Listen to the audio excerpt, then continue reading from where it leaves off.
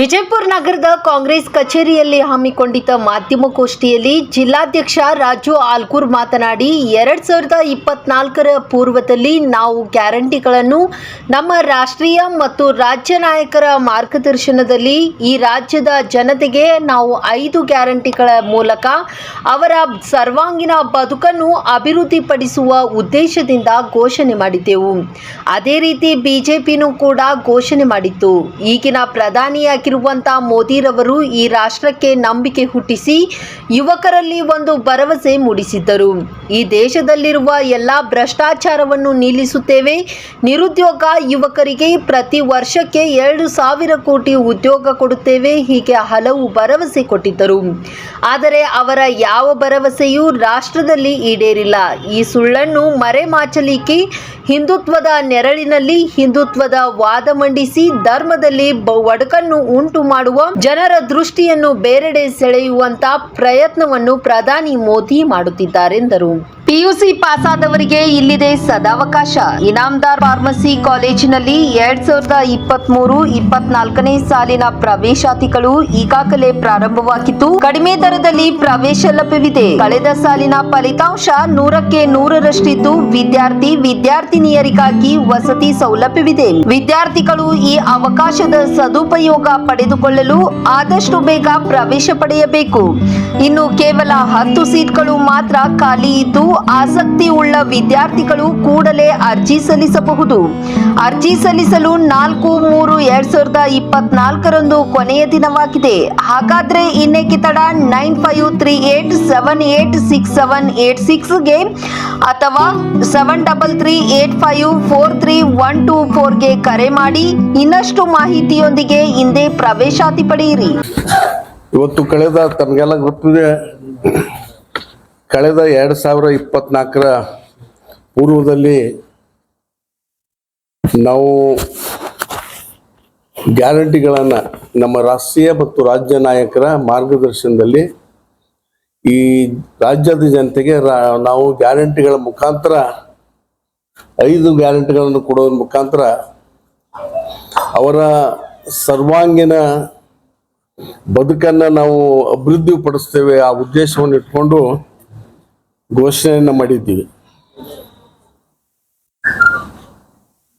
ಅದೇ ರೀತಿಯಾಗಿ ಬಿಜೆಪಿ ಕೂಡ ಘೋಷಣೆ ಮಾಡಿತ್ತು ಕಳೆದ 10 ವರ್ಷಗಳ ಹಿಂದೆ.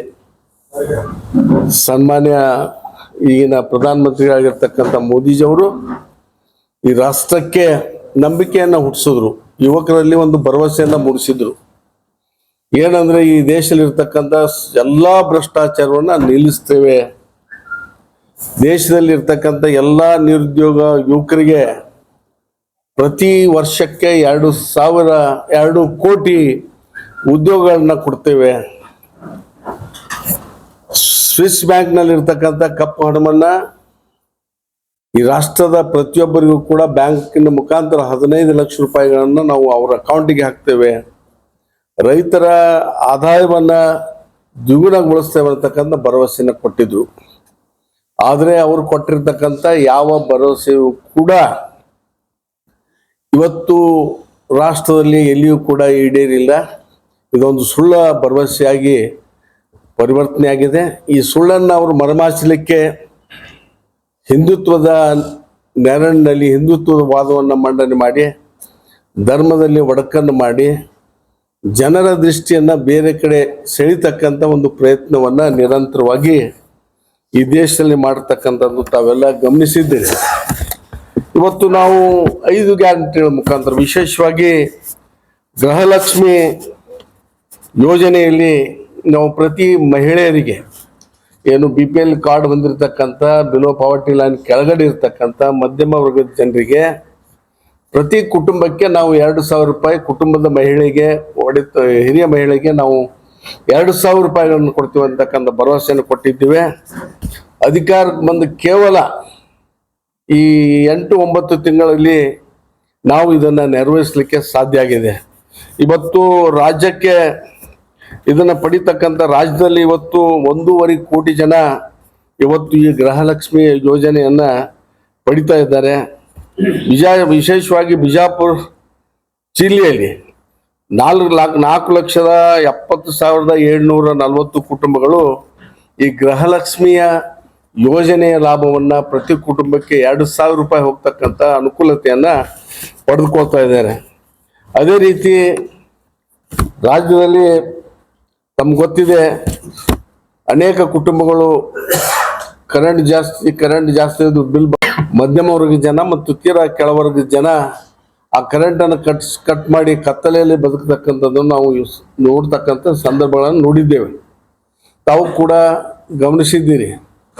ಪ್ರತಿಯೊಬ್ಬರು ಕೂಡ ಬೆಳಕಿನಲ್ಲಿರಬೇಕು, ಪ್ರತಿ ಕುಟುಂಬಗಳಿಗೆ ನಾವು ಪುಕ್ಕಟೆಯಾಗಿ ವಿದ್ಯುತ್ತನ್ನು ಕೊಡಬೇಕು ಅಂತಕ್ಕಂಥ ಘೋಷಣೆಯನ್ನು ಮಾಡಿ ಪ್ರತಿ ಕುಟುಂಬಕ್ಕೆ 200 ಯೂನಿಟ್, ಇದು ಪಕ್ಷಾತೀತವಾಗಿ ಜಾತ್ಯತೀತವಾಗಿ ಕೊಟ್ಟಿರ್ತಕ್ಕಂಥ ಕಾರ್ಯಕ್ರಮ.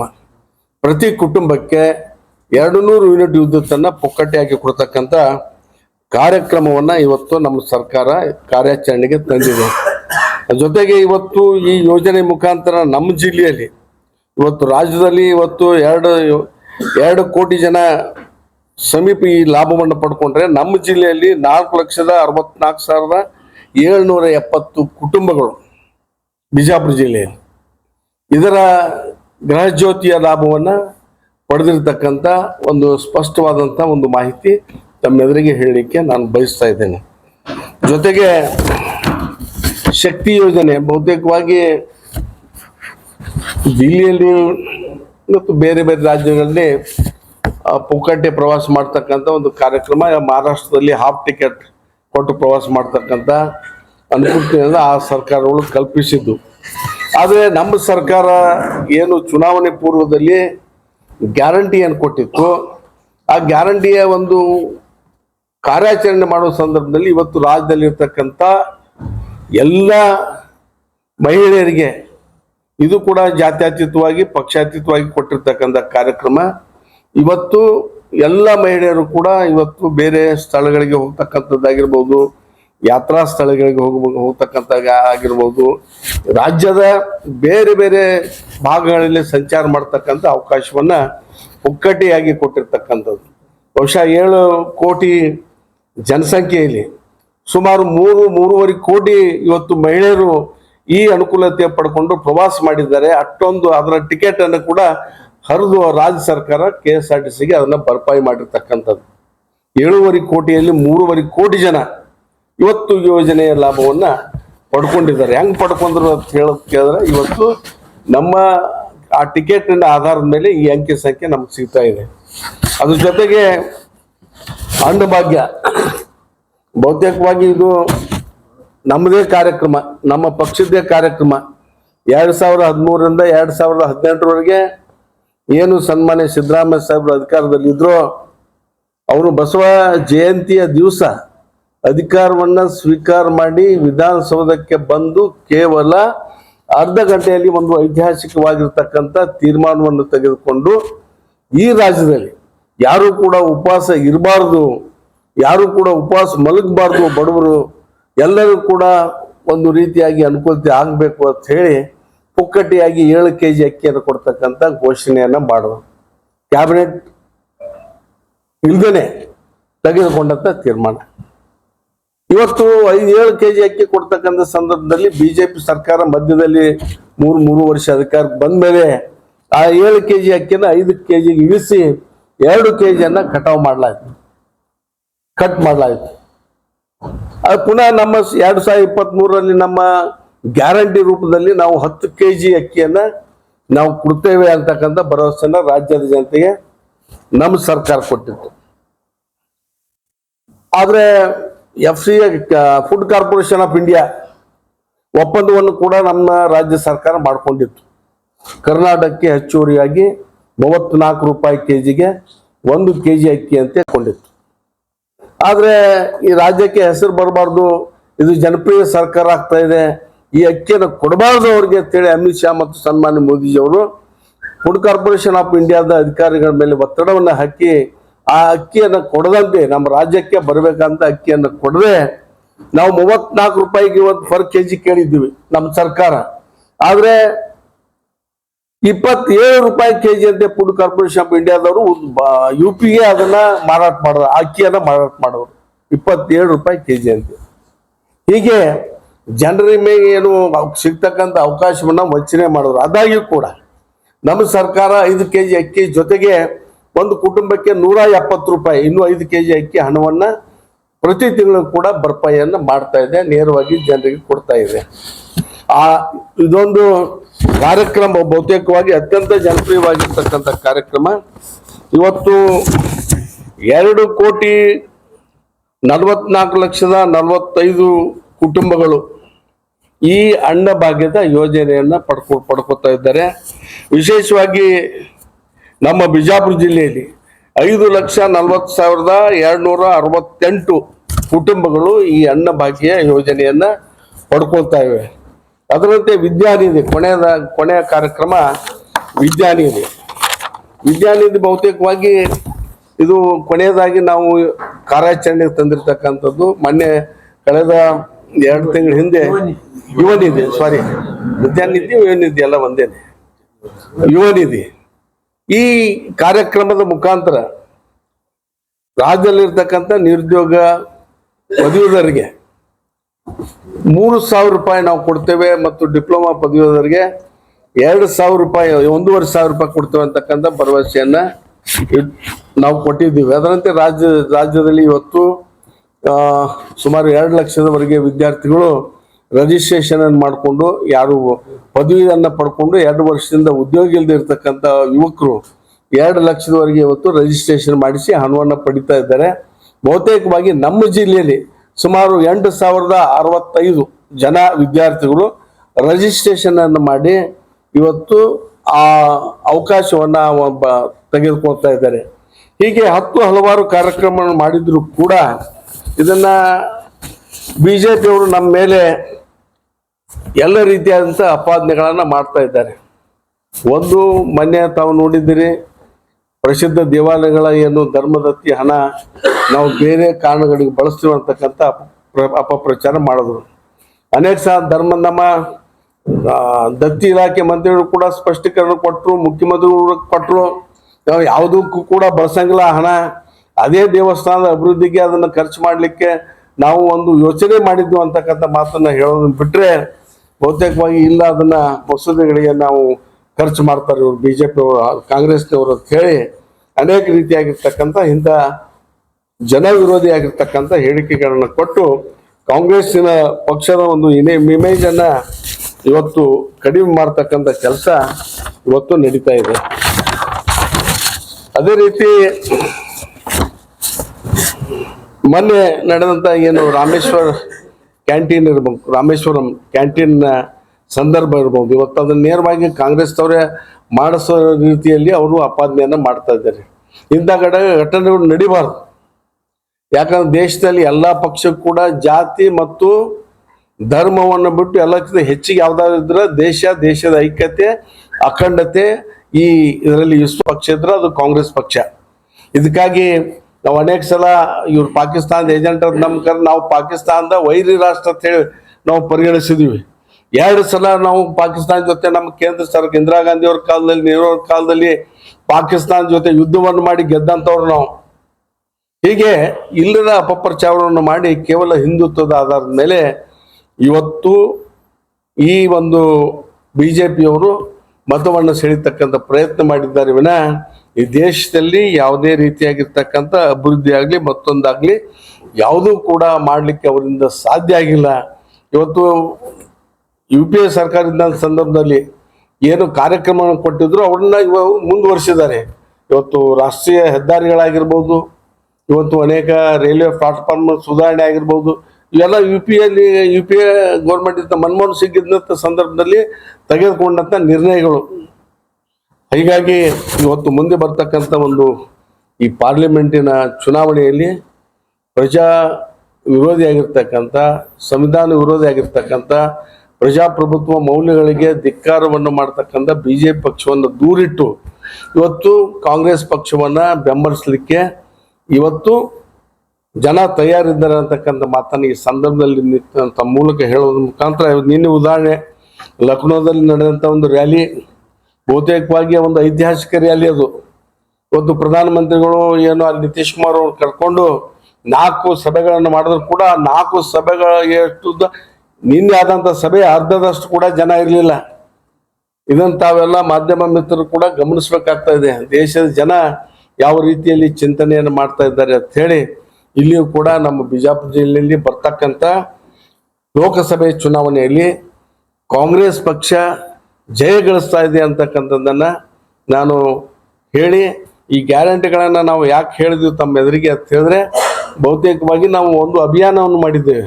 16 ಬ್ಲಾಕ್ಗಳಿಗೆ ಹೋಗಿ, ಇವತ್ತು ನಮ್ಮ 16 ಬ್ಲಾಕ್ ಒಂದು ಕಾನ್ಸ್ಟಿಟ್ಯೂನ್ಸಿಗೆ 2 ಬ್ಲಾಕ್, 16 ಬ್ಲಾಕಿಗೆ ಹೋಗಿ ಎಲ್ಲ ರೀತಿಯ ಸಭೆಯನ್ನು ಮಾಡಿ ಈ ಕಾರ್ಯಕ್ರಮಗಳಿಗೆ ಜನರಿಗೆ ಮುಟ್ಟಿಸ್ಬೇಕು ಅಂತ ಹೇಳಿ ನಮ್ಮ ಕಾರ್ಯಕರ್ತರಿಗೆ ಹೇಳಿ, ಕೊನೆಯದಾಗಿ ಇವತ್ತು ತಮ್ಮ ಎದುರಿಗೆ ನಾನು ಈ ಒಂದು ಪತ್ರಿಕಾಗೋಷ್ಠಿಯನ್ನು ಕರೆದಿದ್ದೇನೆ. ಅದಕ್ಕೆ ತಾವೆಲ್ಲ ಬಂದು ಸಹಕಾರ ಮಾಡಿದ್ದಕ್ಕೆ ಧನ್ಯವಾದಗಳು. ಇವತ್ತು ಬೆಲೆ ಏರಿಕೆ ಗಗನಕ್ಕೇರ್ತಕ್ಕಂಥ ಸಂದರ್ಭ. ಇವತ್ತು ರೈತರು, ಇವತ್ತು ನಮ್ಮ ಸರ್ಕಾರ ರೈತರ ಬಗ್ಗೆ ಏನು ನಾವು ಬದಲು ಕೊಟ್ಟಿರ್ತಕ್ಕಂಥ ಕೃಷಿ ಹೊಂಡಗಳನ್ನು ನಿಲ್ಲಿಸಲಾಗಿತ್ತು, ಕೃಷಿಗೆ ಸಂಬಂಧಪಟ್ಟಂತ ಅವಕಾಶಗಳನ್ನು ನಿಲ್ಲಿಸಲಾಗಿತ್ತು.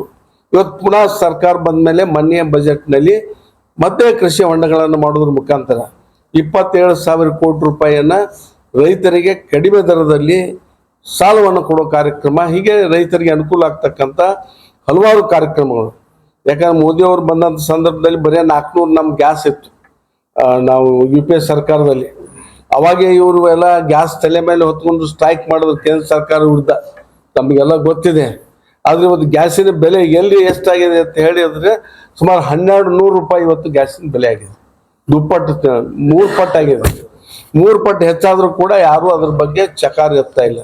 ಇದು ದೇಶದಲ್ಲಿ ದಿನನಿತ್ಯ ಬಳಸ್ತಕ್ಕಂಥ ಇದು ಅಗತ್ಯವಾಗಿರ್ತಕ್ಕಂಥ ವಸ್ತು ಗ್ಯಾಸಿಗೆ. ಆ ಗ್ಯಾಸಿನ ಬೆಲೆ ಹೆಣ್ಮಕ್ಳು ಉಪಯೋಗ ಮಾಡಲಿಕ್ಕೆ ಬಹಳ ತೊಂದರೆ ಆಗ್ತಾ ಇದೆ. ವಿಶೇಷವಾಗಿ ಇವತ್ತೇನು ಮೋದಿ ಅವರು ಗ್ಯಾಸ್ ಕೊಟ್ಟರು, ಅದನ್ನ ಗ್ಯಾಸ್ ತುಂಬಿಸ್ಲಿಕ್ಕೆ ಹಣ ಕೊಡಲಿಲ್ಲ, ತಮಗೆಲ್ಲ ಗೊತ್ತಿದೆ. ಇವತ್ತು ಯಾವುದೇ ರೀತಿಯಾಗಿ ಇಂಥ ಒಂದು ಪ್ರಜಾ ವಿರೋಧಿ BJP ಸರ್ಕಾರ ರಾಷ್ಟ್ರದಲ್ಲಿ ಮುಂದುವರಿಬಾರ್ದು. ಅಕಸ್ಮಾತ್ ಮುಂದುವರೆದರೆ ದೇಶದಲ್ಲಿ ಇವತ್ತು ನಮ್ಮ ಖರ್ಗೆ ಸಾಹೇಬ್ರು ಹೇಳದಂತೆ, ರಾಹುಲ್ ಗಾಂಧೀಜಿ ಅವರು ಹೇಳದಂತೆ ಯಾವ ರೀತಿ ಪುಟಿನ್ ಅವರು ರಷ್ಯಾದಲ್ಲಿ ಒಂದು ನಿರಂಕುಶಾಹಿ ಆಡಳಿತವನ್ನು, ಚುನಾವಣೆ ಇಲ್ಲದೇ ಆಡಳಿತವನ್ನು ನಡೆಸ್ತಾ ಇದ್ದಾರೆ, ಅಂತ ಒಂದು ಪರಿಸ್ಥಿತಿ ಭಾರತ ದೇಶದಲ್ಲಿ ಕೂಡ ಬರ್ತಾ ಇದೆ. ಅದಕ್ಕೆ ಎಲ್ಲ ಜನ ಜಾಗೃತರಾಗಿ ಕೇಂದ್ರ ಸರ್ಕಾರವನ್ನು ಸೋಲಿಸಬೇಕು. ಇವತ್ತು ನಮ್ಮ ಜಿಲ್ಲೆಯ ಬರ್ತಕ್ಕಂಥ ಲೋಕಸಭೆ ಚುನಾವಣೆಯಲ್ಲಿ ನಾವೆಲ್ಲರೂ ಒಕ್ಕಟ್ಟಾಗಿ ಬಹಳ ಧೈರ್ಯದಿಂದ ಇವತ್ತು BJPಯನ್ನು ಎದುರಿಸಿ 25 ವರ್ಷಗಳಿಂದ ನಾವು ಅಧಿಕಾರದಿಂದ ಪಾರ್ಲಿಮೆಂಟ್ನಲ್ಲಿ ವಂಚಿತರಾಗಿದ್ದೇವೆ. ಆದರೆ ಈ ಸಲ ಯಾವುದೇ ಪರಿಸ್ಥಿತಿಯಲ್ಲಿ ಇಲ್ಲಿ ಲೋಕಸಭೆಯನ್ನು ನಾವು ಗೆಲ್ತೇವೆ ಅಂತಕ್ಕದ್ದನ್ನು ಕೂಡ ಈ ಸಂದರ್ಭದಲ್ಲಿ ತಮಗೆ ಮಾಹಿತಿಯನ್ನು ಕೊಡಲಿಕ್ಕೆ ಬಯಸಿ, ಇವತ್ತು ಕುಡಿಯುವ ನೀರಿನ ಸಮಸ್ಯೆ ಕೂಡ ಇದೆ. ಕುಡಿಯುವ ನೀರಿನ ಸಮಸ್ಯೆ ಕೂಡ ಇವತ್ತು ನಿನ್ನೆ ನಮ್ಮ ಜಿಲ್ಲಾ ಮಂತ್ರಿಗಳು ಕೂಡ ಸಭೆಯನ್ನು ಮಾಡಿದ್ದಾರೆ, ತಾವು ಕೂಡ ಗಮನಿಸಿದ್ದೀರಿ. ಇವತ್ತು ಎಲ್ಲ ಬಾವಡಿಗಳನ್ನು ಸ್ವಚ್ಛ ಮಾಡಿ ಪುನಃ ನೀರಿನ ಉಪಯೋಗಗಳನ್ನು ಮಾಡಬೇಕು. ಅದನ್ನು ಸದ್ಯದ ಮಟ್ಟಿಗೆ ಏನು ಪರಿಸ್ಥಿತಿ ಬಂದಿದೆ ಅದನ್ನು ನಿಭಾಯಿಸಲಿಕ್ಕೆ ಒಂದು ತುರ್ತವಾಗಿರ್ತಕ್ಕಂಥ ಕಾರ್ಯಕ್ರಮ ಕೂಡ ಅವರು ಕೊಟ್ಟಿದ್ದಾರೆ. ಡ್ಯಾಮ್ನಿಂದ ಕೂಡ ಇವತ್ತು ನೀರು ಬಿಡೋ ಒಂದು ಬಿಜಾಪುರಕ್ಕೆ ಕೆರೆ ತುಂಬತಕ್ಕಂಥ ಯೋಜನೆ ಎಲ್ಲ ರೀತಿಯಾಗಿರ್ತಕ್ಕಂಥದ್ದು ಕಾಂಗ್ರೆಸ್ ಪಕ್ಷ ಮಾಡಿದೆ ಅಂತಕ್ಕಂಥ ಮಾತನ್ನು ಹೇಳಿ,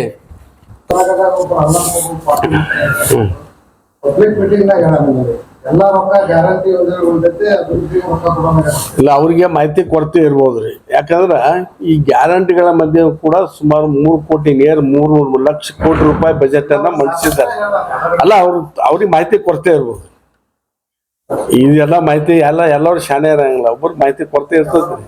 ಸರ್, ಈಗ ಲೋಕಸಭಾ ಚುನಾವಣೆಯಲ್ಲಿ ಕಾಂಗ್ರೆಸ್ ಗೆಲ್ಲುತ್ತೆ. ಹೌದು, ಯಾರು ಕ್ಯಾಂಡಿಡೇಟ್, ಯಾರು ಆಕಾಂಕ್ಷಿ, ಯಾರೇ ಕೂಡ್ಲಿ ಈಗ ನೋಡಿ, ಈಗ ಒಂದು ವಿಚಾರ ಇಲ್ಲಿ ನಾನು ಸ್ಪಷ್ಟವಾಗಿ ಹೇಳ್ಬಿಡ್ತೀನಿ. ಇವತ್ತು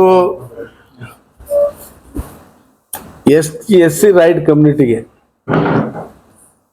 ಟಿಕೆಟ್ ಕೊಡ್ಬೇಕಂತಕ್ಕಂಥ ಒಂದು ಅಭಿಪ್ರಾಯ ನಮ್ಮ ಜಿಲ್ಲೆಯಲ್ಲಿದೆ. ಅದು ಯಾರಿಗಾದ್ರೂ ಕೊಡ್ಬೇಕು, ನನಗೆ ಕೊಡ್ಬೇಕಂತಲ್ಲ, ಯಾರಿಗಾಗಿ ಕೊಟ್ಟರು ಕೂಡ ನಾವೆಲ್ಲರೂ ಕೂಡ ಚುನಾವಣೆ ಮಾಡಲಿಕ್ಕೆ ತಯಾರಿದ್ದೇವೆ. ಇವತ್ತು ಎಲ್ಲ ನಮ್ಮ ಜಿಲ್ಲೆಯ ಶಾಸಕರು, ನಮ್ಮ 2 ಮಂತ್ರಿಗಳು ಒಟ್ಟಾರೆಯಾಗಿ ಒಂದು ಅಭಿಪ್ರಾಯವನ್ನ ರಾಜ್ಯ ಹೈಕಮಾಂಡಿಗೆ ಹೇಳಬೇಕು. ರಾಜ್ಯ ಹೈಕಮಾಂಡ್ನವರು ಆ ಒಂದು ಹೆಸರನ್ನ ಕೇಂದ್ರ ಚುನಾವಣೆ, ನಮ್ಮ ಕಾಂಗ್ರೆಸ್ ಪಕ್ಷದ ಕೇಂದ್ರ ಚುನಾವಣೆ ಸಮಿತಿಗೆ ಒಪ್ಪಿಸ್ಬೇಕು. ಕೇಂದ್ರ ಚುನಾವಣೆ ಸಮಿತಿಯಲ್ಲಿ ಯಾವ ಹೆಸರು ಅವರು ಒಪ್ಕೋತಾರೆ ಆ ಹೆಸರಿನವರು ಅಭ್ಯರ್ಥಿ ಆಗ್ತಾರೆ. ಅದೇನೇ ಇದ್ರೂ ಕೂಡ ಪಕ್ಷದ ನಿರ್ಧಾರವನ್ನು ನಾವು ಬೆಂಬಲಿಸ್ತೇವೆ. ಪಕ್ಷ ತೆಗೆದುಕೊಳ್ತಕ್ಕಂಥ ತೀರ್ಮಾನಕ್ಕೆ ನಾನು ಬದ್ಧನಾಗಿದ್ದೀನಿ ಅಂತಕ್ಕಂಥದ್ದನ್ನ ಹೇಳಿ. ಅಲ್ಲ, ನಾನು ಆಕಾಂಕ್ಷಿ ಹೌದು, 100%, ಅದ್ರಲ್ಲಿ ನೋ ಡೌಟ್. ಇದು ಬಂದು ನಾ ಹೆಂಗೆ ಹೇಳಕ್ ಇನ್ನೂ ಭಾಳ ಜನ ಅದ ಪಕ್ಷದಲ್ಲಿ ಈಗಾಗಲೇ ಅರ್ಜಿಗಳನ್ನು ಹಾಕಿದ್ದು ಪ್ರಕ್ರಿಯೆಗಳು ನಡೆದಿದ್ಯಾ? ಇಲ್ಲ, ಅರ್ಜಿ ಕೊಟ್ಟಾರಲ್ರಿ, ಎಷ್ಟು ಜನ ಕೊಟ್ಟಿದ್ದಾರೆ? ಸುಮಾರು ಅವತ್ತು ನಾವು ಏನು ನಮ್ಮ ಸತೀಶ್ ಜಾರಕಿಹೊಳಿ ಸಾಹೇಬ್ರು ಅಬ್ಸರ್ವರ್ಗೆ ಬಂದ ಸಂದರ್ಭದಲ್ಲಿ ಸುಮಾರು 10 ಜನ ಅರ್ಜಿಯನ್ನು ಕೊಟ್ಟಿದ್ರು.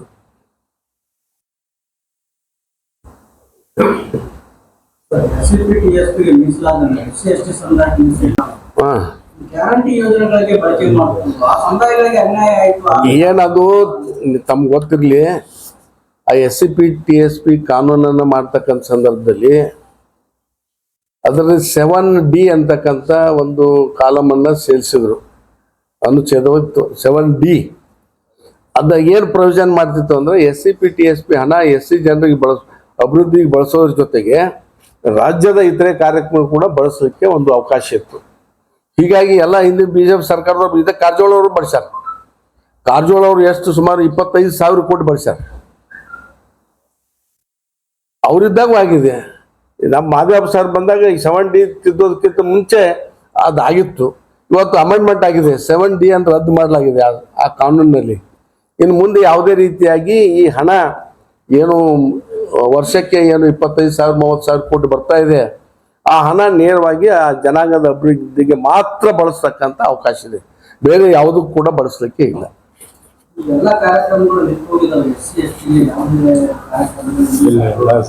ಎಲ್ಲ ಚಾಲು ಅದಾವ್ರಿ, ಯಾವ ಬಂದಾಗಿಲ್ಲ. ಇಲ್ಲ, ಚಾಲು ಅದಾವ್ರಿ. ಇವತ್ತು ನಾವು ಎಲ್ಲ ಸಮುದಾಯ ಭವನ ದುಡ್ಡು ಕೊಟ್ಟಿದ್ದಾರೆ. ಎಲ್ಲ ಶಾಸಕರು ಕೂಡ 25 ಕೋಟಿ ರೂಪಾಯಿಗಳನ್ನ ಕೊಟ್ಟಿದ್ದಾರೆ. ಅವರೆಲ್ಲ ಕಾರ್ಯಕ್ರಮ ಮಾಡ್ತಾ ಇದ್ದಾರೆ. ತಾವೆಲ್ಲ ನೋಡಿದ್ರಿ, ಮೊನ್ನೆ ಇಂಡಿಯಲ್ಲಿ ಸಿದ್ದೇಶ್ವರ ಸ್ವಾಮೀಜಿ ಅವ್ರ ಕಾರ್ಯಕ್ರಮ ಆಯಿತು. ಗಾಣಿಗ ಸಮಾಜದ ಮುಖಂಡರೆಲ್ಲ ಕೂಡ ಅಲ್ಲಿ ನಮ್ಮ ಯಶವಂತರಾವ್ ಗೌಡ್ರು 5 ಕೋಟಿ ರೂಪಾಯಿಗಳನ್ನು ಕೊಟ್ಟಿದ್ದಾರೆ. ಮುಂಗಡವಾಗಿ 2 ಕೋಟಿ ರೂಪಾಯಿಗಳನ್ನ ಅದಕ್ಕೆ ಕೊಟ್ಟಿದ್ದಾರೆ. ಈ ಕಾರ್ಯಕ್ರಮ ಎಲ್ಲ ಕಡೆ ನಡೆದಿದ್ದಾವೆ. ಈಗ ನಿಗಮ ಮಂಡಳಿ ನೇಮಕದಲ್ಲಿ ಜಿಲ್ಲೆಗೆ ಪ್ರಾತಿನಿಧ್ಯ ಸಿಗ್ಲಿಲ್ಲ, ಕಾರ್ಯಕರ್ತರಿಗೆ ನಿರ್ವಾಹಕ ಕಾರ್ಯಕರ್ತರು ಸಿಗ್ಲಿಲ್ಲ ಅಂತ ಒಂದು ಅಸಮಾಧಾನ ಇದೆ. ಈ ಚುನಾವಣೆ ಮೇಲೆ ಪರಿಣಾಮ ಇಲ್ಲ, ಹಂಗೇನಾಗಂದ್ರೆ ಇವತ್ತು ನಾವು 1000 ಜನ ಕಾರ್ಯಕರ್ತರಿರ್ತೇವೆ. ಅವಕಾಶ ಸಿಗೋದು ಒಬ್ಬರಿಗೆ ಇಬ್ಬರಿಗೆ ಮಾತ್ರ. ಯಾವುದೇ ಪಕ್ಷ ಇರಲಿ, ನಮ್ಮ ಪಕ್ಷತ್ತಲ್ಲ, ಯಾವುದೇ ಪಕ್ಷ ಇದ್ರೂ ಒಬ್ಬರಿಗೆ ಇಬ್ಬರಿಗೆ ಮಾತ್ರ ರಾಜ್ಯ ಮಟ್ಟದಲ್ಲಿ ಅವಕಾಶ ಸಿಗ್ತಾ ಇದೆ. ಇನ್ನು ಜಿಲ್ಲೆ ಮಟ್ಟದಲ್ಲಿ ಸಣ್ಣ ಸಣ್ಣ ಏನು ನಾಮಿನೇಷನ್ಸ್ ಅದಾವ ಅವೆಲ್ಲ ಕೂಡ ಮಾಡ್ಬೋದು. ಇವತ್ತು ನಮ್ಮ ಜಿಲ್ಲೆಗೆ ಕಾಂತಾನಾಯ್ಕ ಅವ್ರಿಗೆ ಕೊಟ್ಟಿದ್ದಾರೆ.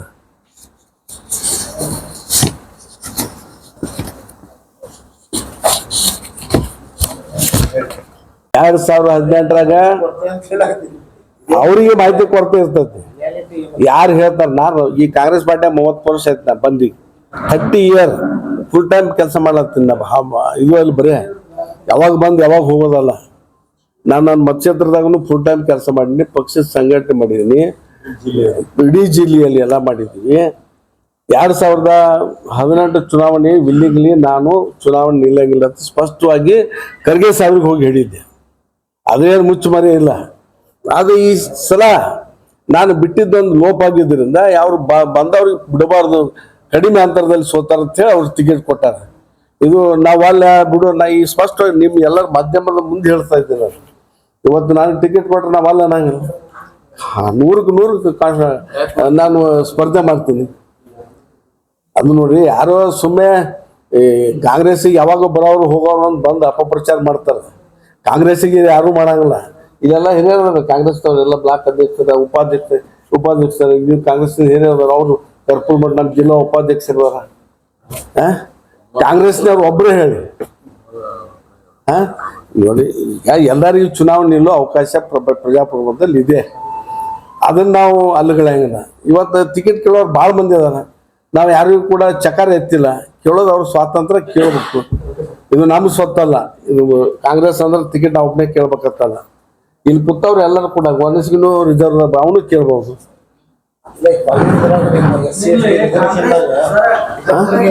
ವಿಧಾನಸಭೆ ಚುನಾವಣೆಯಲ್ಲಿ ಬಹಳಷ್ಟು ಸೀಟ್ ಬರ್ತಾವೆ.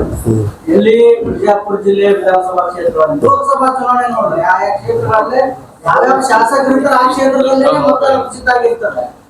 ಕಾಂಗ್ರೆಸ್ಗೆ ಹಿನ್ನಡೆ. ಈಗ ನೀವು ಈ ಸಲ ಬರೆದು ಇಟ್ಕೊಡ್ರಿ, ಎಲ್ಲೆಲ್ಲಿ ಗೆದ್ದಾರ ಗೆದ್ದಿಲ್ಲಾದ್ರಲ್ಲಿ ಕೂಡ ಇವತ್ತು ನಾವು ಮೆಜಾರಿಟಿ ತೋರಿಸ್ತೀವಿ. ಈ ಸಲ ಮೆಜಾರಿಟಿ ತೋರಿಸ್ತೀವಿ ನಾವು 100%. ಇದು ಒಂದು ಗ್ಯಾರಂಟಿ, ಬಿಜಾಪುರ ಜಿಲ್ಲಾ ಗ್ಯಾರಂಟಿ. ಈ ಸಲ ನಮ್ಮ ಪಕ್ಷದ ಜವಾಬ್ದಾರಿ ಇಲ್ಲಿಯ ಉಸ್ತುವಾರಿ ಸನ್ಮಾನ್ಯ ಎಂ ಬಿ ಪಾಟೀಲ್ ವಹಿಸಿಕೊಂಡಿದ್ದಾರೆ. ಅದಕ್ಕೆ ಇನ್ನೊಬ್ಬ ನಮ್ಮ ಇದರ ಅಬ್ಸರ್ವರ್ ನಮ್ಮ ಸತೀಶ್ ಜಾರಕಿಹೊಳಿ ಸಾಹೇಬರಿದ್ದಾರೆ. ಇವತ್ತು ಶಿವಾನಂದ ಪಾಟೀಲ್ ಕೂಡ ಮಂತ್ರಿಗಳಾಗಿದ್ದಾರೆ. ಇವತ್ತು ಮಂತ್ರಿಗಳಿಂದ ಹೆಚ್ಚಿನ ಅಧಿಕಾರಿ ಇರ್ತಕ್ಕಂಥವ್ರು ಶಾಸಕರು ಕೂಡ ಅದಾರ. ಯಶವಂತಗೌಡ ಆಗಿರ್ಬೋದು, ಸನ್ಮಾನ್ಯ ನಾಡಗೌಡ ಸಾಹೇಬ್ರಾಗಿರ್ಬೋದು, ಕಟಕಗೊಂಡ ಆಗಿರ್ಬೋದು, ಮನುಗುಳಿ ಅವರಾಗಿರ್ಬೋದು. ಇವತ್ತು ಬಿದ್ದಂತ ಅಭ್ಯರ್ಥಿಗಳು ಕೂಡ ಪವರ್ಫುಲ್ ಅದಾರ. ಆದ್ರೆ ಪ್ರತಿ ಸಲ ಬೇರೆ ಈ 30 ವರ್ಷದ ಕಾಟ್ ಹೊಡ್ರಿ ನೀವು. ಈಗ ಇಲ್ಲ ಈ ಸಲ ಇದು ಗ್ಯಾರಂಟಿ ನಮ್ದು. ಜೊತೆಗೆ ಬಿಜೆಪಿಯಲ್ಲಿ ಕೆಲವು ಬೆಳವಣಿಗೆಗಳ ಆಗ್ತಾ ಇದೆ. ಅಲ್ಲಿ ಹಾಲಿ ಸಂಸದರಿಗೆ ಟಿಕೆಟ್ ತಪ್ಪ ಸಾಧ್ಯತೆ ಇದೆ ಅಂತ ಹೇಳ್ತಾರೆ. ಅವರು ಇತ್ತ ಕಾಂಗ್ರೆಸ್ ಕಡೆ ಮುಖ ಮಾಡಿದ್ದಾರೆ ಅಂತ ವಿಷಯವನ್ನು ಕೇಳ್ತಾ ಇದೆ. ಏನು ಅವಕಾಶ ಇದೆಯಾ? ಸುಳ್ಳು ಸುದ್ದಿರಿ. ಈಗಾಗಲೇ ನಮ್ಮ ಪಕ್ಷದ ಒಂದು ರೌಂಡ್ ಎಲ್ಲಾ ಪ್ರಕ್ರಿಯೆ ಮುಗಿದು ಕೊನೆ ಹಂತದಲ್ಲಿದೆ. ಆಮೇಲೆ ಅವ್ರು ಬಿಜೆಪಿ ಕಾಂಗ್ರೆಸ್ ಬರ್ತಾರಂತಂದ್ರೆ ಬರ್ಬೋದು. ಯಾರು ಕಾಂಗ್ರೆಸ್ ಬರ್ಲಕ್ಕ ಯಾರಿಗೂ ಬೇಡಲಕ್ಕ ಬರಂಗಿಲ್ಲ. ಆದ್ರೆ ಅವ್ರು ಅಭ್ಯರ್ಥಿ ಆಗ್ತಾರ ಅನ್ನೋದು ಸುಳ್ಳು.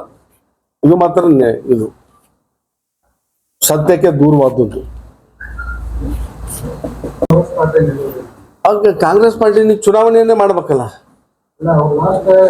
ಇಲ್ಲ 3-4 ಎಲೆಕ್ಷನ್ ಲಾಸ್ ಆಗ್ಯಾರ. ನಾನು ಹೇಳಂಗಿಲ್ಲ. ಪ್ರಕಾಶ್ ರಾಠೋಡ್ ಅವರು ಒಂದು ಜನರಲ್ ಎಲೆಕ್ಷನ್, 2 ರಿಸರ್ವ್ ಎಲೆಕ್ಷನ್, ಮತ್ತೆ ನಾವು ಎಲ್ಲ ನಾವು ಸೋತಿದ್ದು ಹೇಳತ್ತೆ. 3 ಎಸ್ ಮತ್ ನಾವೆಲ್ಲ ಹೋರಾಟ ಮಾಡತ್ತೀವಿ. ಈಗ ಇವ್ ಕೂಡ್ರಿ ಅಂತ ಹೇಳಿ, ಈ ಜನಾಂಗಕ್ಕೆ ಕೂಡ್ರಿ ಅಂತ ಹೇಳಿ ನಮ್ದು ಹೋರಾಟ. ನಾವು ಪಕ್ಷದ ಹೊರಗಡೆ ಅಲ್ಲ, ಪಕ್ಷದ ಒಳಗಡೆನೆ ನಮ್ಮ ಹೋರಾಟ ಇದೆ. ಪಕ್ಷದವರು ಒಂದು ಸಕಾರಾತ್ಮಕ ತೀರ್ಮಾನವನ್ನ ಈ ಸಲ ತೆಗೆದುಕೊಳ್ತಾರೆ ಅಂತಕ್ಕಂಥದ್ದು 100ಕ್ಕೆ 100% ನನಗೆ ಭರವಸೆ ಇದೆ. ಎಲ್ಲೋ ಒಂದ್ ಕಡೆ ನೀವು ಹೇಳ್ದಂಗ ಯಾವುದೋ ಕಾರಣನೇ ಅದು ತಪ್ಪು ಪುನಃ ಅದೇ ರಿಪೀಟ್ ಆಯ್ತು ಅಂದ್ರೆ we are ready to face the election. ಗೆಲ್ಲಿಸ್ತೀವಿ. ಔಟ್ ಸೈಡರ್ ಅಪೇಕ್ಷೆನೂ ಮಾಡಬಾರ್ದ್ರಿ. ಇಲ್ಲೇ ಸಾಕಷ್ಟು ಜನ ಇರುವಾಗ ಬೇರೆ ಕಡೆಯಿಂದ ಬರೋರು ಅಪೇಕ್ಷೆ ಮಾಡಬಾರ್ದು. ಈ ನಾವು ಬೇರೆ ಕಡೆ ನಮ್ಮನ್ನು ಯಾರು ಒಪ್ಕೊಳ್ಳಂಗಿಲ್ಲ. ನಾವು ಇಲ್ಲಿ ಚಿಕ್ಕೋಡಿ ಹೋಗಿ ನಿಂತರ ಅಥವಾ ಚಾಮರಾಜನಗರಕ್ಕೆ ಹೋಗಿ ನಿಂತರ ನಮ್ನ ಯಾರು ಒಪ್ತಾರೆ?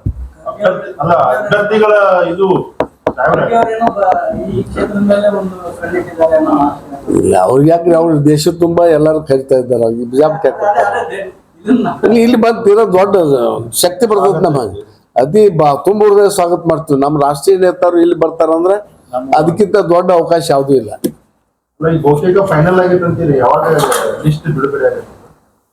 ಲಿಸ್ಟ್ ಮೋಸ್ಟ್ಲಿ ರಾಹುಲ್ ಗಾಂಧಿ ಅವರು 14 ಮುಗಿತೈತ್ರಿ ಅವ್ರ ನ್ಯಾಯ ಯಾತ್ರ. ಬಾಂಬೆ 15 ನಂತರ ಈ ಪ್ರಕ್ರಿಯೆ ಚಾಲು ಆಗ್ತಾವ ಅಂತ ಹೇಳಿ ಭಾವಿಸ್ಕೊಂಡಿದ್ದೇನೆ. ಅದ್ರ ಮಧ್ಯೆ ಕೂಡ ಲಿಸ್ಟ್ ಅನೌನ್ಸ್ ಆಗುನು ಒಂದು 8 ದಿವಸದಾಗ ಆಗ್ಬೋದು. ಯಾಕಂದ್ರೆ ಅವ್ರದ್ದು 14ನೇ ತಾರೀಕಿಗೆ ಬಾಂಬೆದಲ್ಲಿ ನ್ಯಾಯ ಯಾತ್ರೆ ಕೊನೆಗೊಳ್ತಾ ಇದೆ. ಆ ನ್ಯಾಯ ಯಾತ್ರೆ ಮುಗಿದ್ಮ್ಯಾಗ ಆ ಪ್ರಕ್ರಿಯೆಯಲ್ಲಿ ಅವ್ರು ತೊಡಗಿಸ್ಕೊಳ್ತಾರೆ ಅಂತ ಹೇಳಿ ನನ್ನ ಒಂದು ಭಾವನೆ. ಇದು ಸರ್ ಈಗ ಆಶ್ರಯ ಕಮಿಟಿ ಆಯ್ತು, ಲ್ಯಾಂಡ್ ಟ್ರಿಬ್ಯುನಲ್ ಆಯ್ತು, ಬಿಜೆಪಿ ವರ್ಕರ್ಸ್ಗೆ ನಾಮಿನೇಷನ್ ಮಾಡೋದಂತ ಇವತ್ತು ಅದು ಕ್ಯಾನ್ಸಲ್ ಆಗಿಲ್ಲ. ಅದ್ರ ಬಗ್ಗೆ ತಾವು ಹೇಳಿ. ಯಾವ್ದು ಆಶ್ರಯ ತಾಲೂಕು ಆಶ್ರಯ ಕಮಿಟಿ ಅದು ನನಗೆ ಮಾಡ್ತಾರೆ. ಏನ್ ಅಡ್ಜಸ್ಟ್ಮೆಂಟ್ ಈ ಸಲ ಇಲ್ಲ ಅಂತ ತೆಗೀರಿ. ನಾಮಿನೇಷನ್ ಅದು ಏನೋ ನಜರ್ ಚುಕ್ಕಾಗಿ ಆಗ್ಯದ. ಅದನ್ನ ಸರಿಪಡಿಸ್ತಕ್ಕಂಥ ಕೆಲಸ ಕೂಡ ಮಾಡ್ತಾರೆ. ಇಲ್ಲ ಆ ಪ್ರಯತ್ನ ನಡೆದದ್ರಿ. ಪ್ರಯತ್ನ ನಡೆದ ನಮ್ಮ ಇಲ್ಲಿ 2018 23 ಅಭ್ಯರ್ಥಿ ಕೂಡ ಬೆಂಗಳೂರಿನಾಗ ಅದಾರಿ. ನಡೀತಾ ಇದೆ, ಆ ಪ್ರಕ್ರಿಯೆ ನಡೀತಾ ಇದೆ.